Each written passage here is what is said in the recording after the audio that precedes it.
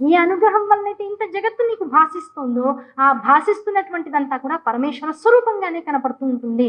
అటువంటి నిధిధ్యాసని చేయి. అటువంటి స్థితి నీకు వస్తుంది. అటువంటి స్థితిని నువ్వు పొందిన తర్వాత ఇప్పుడు జగత్తంతా, ఇప్పుడు ఇన్నాళ్ళు ఏమన్నావు, శివోహం శివోహం అంటున్నావు. ఈ నేను నాది అనేటువంటిది జగత్తంతా నిండిపోయి ఉంది కదా. ఈ నాదులన్నీ నేను అనేటువంటి పదార్థం శివోహం అనుకుంటే, ఈ నేనుతో పాటు ఉన్నటువంటి నాదులు ఎన్ని ఉన్నాయో, ఈ నాదులతో పాటు ఉన్నటువంటి అనేక నేనులు ఎన్నైతే ఉన్నాయో, ఈ నేనులన్నీ కలుపుకుంటే ఇప్పుడు ఏమవుతుంది? అంతా శివమయంగానే కనపడుతూ ఉంటుంది. శివమయమైనటువంటి జగత్తుని ఎప్పుడైతే దర్శిస్తావో ఇప్పుడు ఏమవుతుంది? శివుడే శివుడితో పాటు శివమయమైనటువంటి జగత్తులో శివునిగా సంచరిస్తూ ఆనందాన్ని ప్రకటన చేస్తున్నాడు. అంటే ఉన్నదంతా ఇప్పుడు దేంతో సమానం? కైలాసంతో సమానం. నువ్వు ఇప్పుడు ఎక్కడున్నావు? కైలాసంతో ఉన్నావు. ఎవరిని చూస్తున్నావు? శివుణ్ణే చూస్తూ ఉన్నావు. శివుణ్ణి చూస్తూ కైలాసంలో ఉన్నావు అంటే ఇప్పుడు నువ్వెవరివి? అద్దం ఎదుర్కొంటా ఉన్నాను. అద్దంలో ఏం కనబడుతుంది? పరమేశ్వరుడు కనబడుతున్నాడండి. మరి ఇప్పుడు నువ్వెవరు? ఇది నేనండి. కాదండి, కనపడుతున్నటువంటి బింబమే ప్రతిబింబంగా భాషిస్తూ ఉంటుంది. ఆ బింబము పరమేశ్వరుడు అయితేనే ప్రతిబింబము పరమేశ్వర స్వరూపంగా కనపడుతుంది. ఇప్పుడు నువ్వెవరు? కనపడుతున్నది పరమేశ్వరుడు అయినప్పుడు కనపడుతున్నటువంటిదని భావిస్తూ ఏది నేనుగా ఉండి బింబముగా అద్దములో నా బింబాన్ని చూసుకుంటున్నానో, ప్రతిబింబాన్ని, ఆ బింబము కూడా పరమేశ్వర స్వరూపంగానే భాషిస్తూ ఉంటుంది. అటువంటి స్థితిని పొందు. అటువంటి స్థితిని పొందడమే సాధనాత్రయం. ఆ సాధనాత్రయం శ్రవణము వలన విన్నదానిని తదేకంగా స్మరణ చేయడం ద్వారా, అంటే నోటితో వచనం, మాట, ఒక వాక్కుగా, ఒక మంత్రంగా అనడం ద్వారా, అన్నదాన్ని తదేక మననము చేయడం ద్వారా సిద్ధిస్తుంది. దీనికి కావాల్సింది సత్సంగము. దీనికి కావాల్సింది ఎంత సత్సంగము ద్వారా శ్రవణము చేశావో అంత ఏకాంతముతో ధ్యానము చేయి. దాన్ని సాధన చేయి. ఆ సాధన ద్వారా కలిగినటువంటి ఉత్పత్తి శాంతి. అటువంటి శాంతిని అనుభవిస్తున్నావు.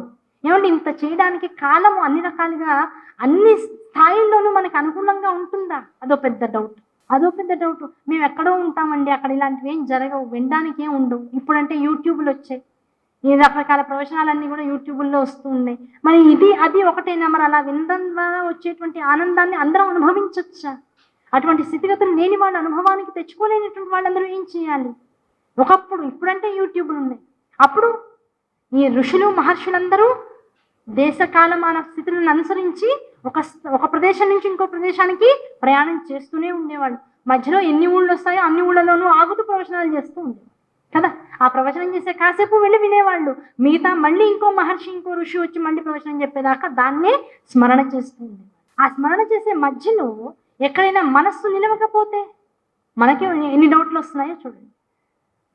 అవునా కదా? మనస్సు నిలవకపోతే మళ్ళీ మనసును పట్టుకునేది ఎలా? విన్నదాన్ని మళ్ళీ రకరకాల ఇంట్లో రకరకాల కష్టమో సుఖమో, ఇంట్లో ఒకళ్ళు ఉండడమో పోవడమో, పెళ్ళిళ్ళు అవడమో, లేకపోతే ఇంకో అపరకార్యాలు రావడం, ఏదో ఒకటి జరుగుతుంటుంది. మనస్సు చెలిస్తూ ఉంటుంది.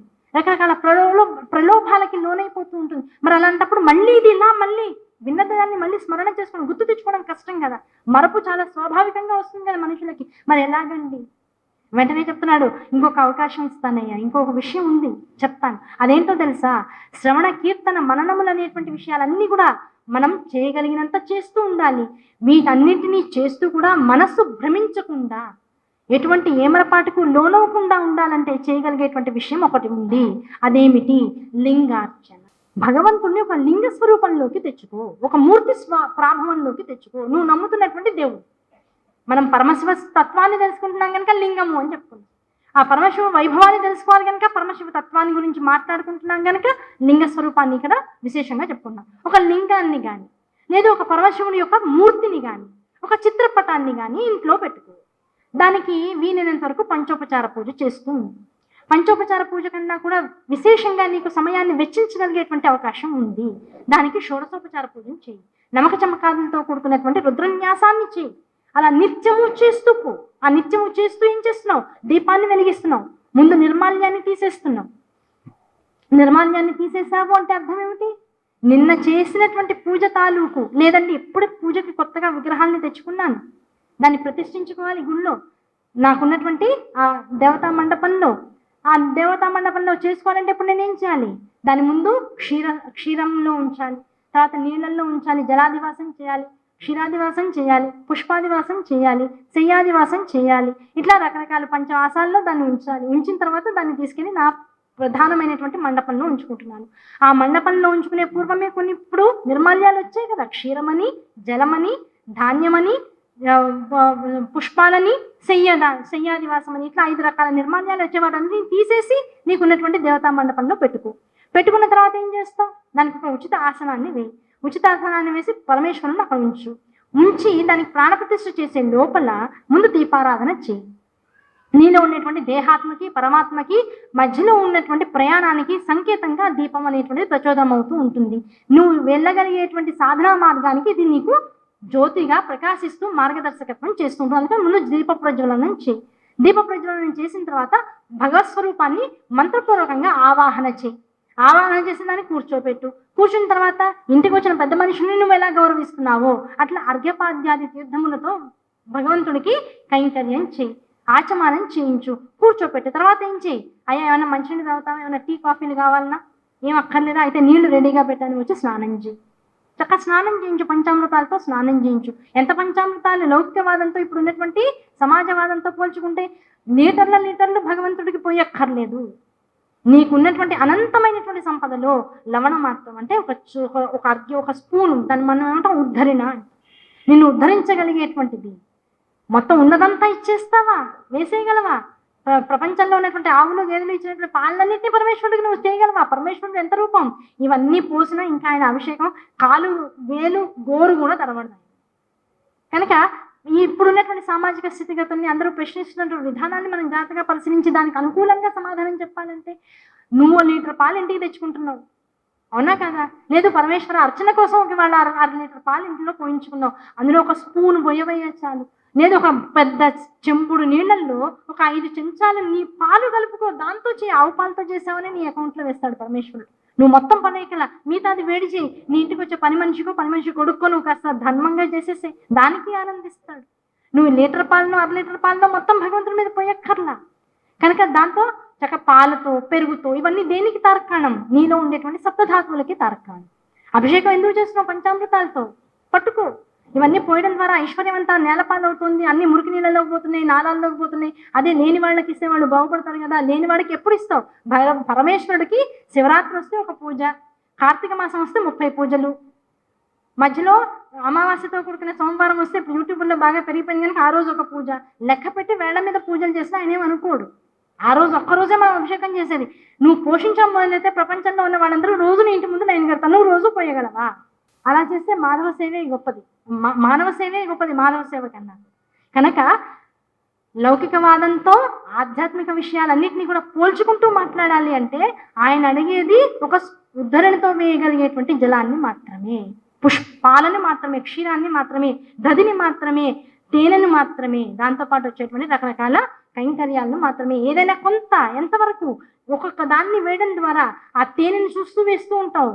నీలో ఉండేటువంటి సప్తధాతువుల్లో రక్తం అనేటువంటిది ఏదైతే ఉందో, రక్తం నాకు చాలా తక్కువ ఉందండి, నిమోనియాతో అదే రక్త లేమితో బాధపడుతున్నాను, చాలా రక్తం పెరగాలంటున్నారు, హిమోగ్లోబిన్ శాతం పెరగాలంటున్నారు. ఎలా పెంచాలి? ఏం చెప్తారు ఆయుర్వేదంలో? ఏం చెప్తారు? రోజు తేనెని అరచేతిలో వేసుకుని దాన్ని ఇంకొక 2 ద్రావణాలతో కలుపుకుని స్వీకరించండి, లోపల తెలియకుండానే రక్తం యొక్క శాతం పెరుగుతుంది. పాలు, లోపల ఎముకల పటుత్వం తగ్గిపోయిందండి, రోజు కాల్షియం కోసం పాలు తాగండి. ఆరోగ్యం బాగుండట్లేదండి, ఎప్పుడు నిస్సౌత్తుగా శరీరాన్ని చేస్తుంది.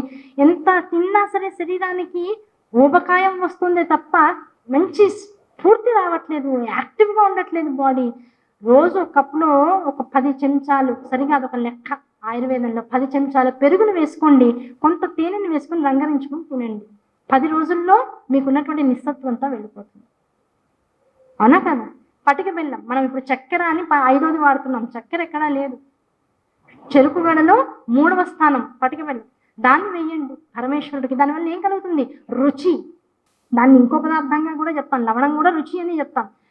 తీయనైనటువంటి మంగళకరమైనటువంటి విషయాలు, సాత్వికమైనటువంటి ఆహారానికి అంతటికీ రుచినిచ్చేటువంటిది తీయదనమే, తీపియే. ఆ తీపికి మాతృకగా పటిక బెల్లాన్ని స్వామికి సమర్పించు. దీంతో పాటు కొబ్బరి నీళ్ళని, అది పరిపూర్ణ తత్వానికి, పరిపూర్ణమైనటువంటి పరమశివుని యొక్క వైభవానికి, ప్రకృతికి సమ్మిళితమైనటువంటి ప్రభావంగా గోచరిస్తుంటుంది. ఈ పంచామృతాలతో స్వామికి అభిషేకం చేయి. దీని ద్వారా అవి చూసిన ప్రతిసారి నీలో తెలియకుండా ఒక అంతరాత్మ అనేటువంటిది పనిచేస్తూ ఉంటుంది. అంతర్యాలయంలో పనిచేస్తూ ఉంటుంది. అదేం చేస్తుంది? ఇక్కడ ఏది వేస్తున్నావో స్వీకరించేటువంటి వాడు ఎక్కడున్నాడని చెప్పుకున్నాం? నీ లోపల నువ్వుగా ఉన్నాడు. ఆ నువ్వుగా ఉన్నవాడికి బహిర్ముఖంగా నువ్వు ఏ యాగం, ఏ యజ్ఞం అయితే, నువ్వు ఏ ఉపచారం అయితే చేస్తున్నావో అది వెళ్ళేది ఎక్కడికి? నీకు ప్లేట్లో కనపడుతుంది స్రవిస్తున్నట్లుగా, తీర్థంగా మారినట్లుగా. దాని తర్వాత ఇంకో స్పూన్ తీసుకుంటావు, అది వేరే విషయం. ఇక్కడ జరపబడుతున్నటువంటిది లోపల జరపబడవలసినటువంటి విధానంగా జరుగుతుంది. దానివల్ల ఏమవుతాయి? ప్రకృతి ద్వారా, ప్రకృతి చైతన్యం ద్వారా నీలో సప్తధాతువులు కూడా వృద్ధి చెందుతూ, ఏది ఎంత ఉంటే నీకు ఆరోగ్యం బాగుంటుందో, శరీరం నిలుస్తుందో, మనసు నిలుస్తుందో, బుద్ధి నిలుస్తుందో, అహంకార నివృత్తి జరుగుతూ ఉంటుందో, అంత స్థాయిలో లోపల శక్తి చైతన్యం పెరుగుతూ ఉంటుంది. దానికోసం అభిషేకం.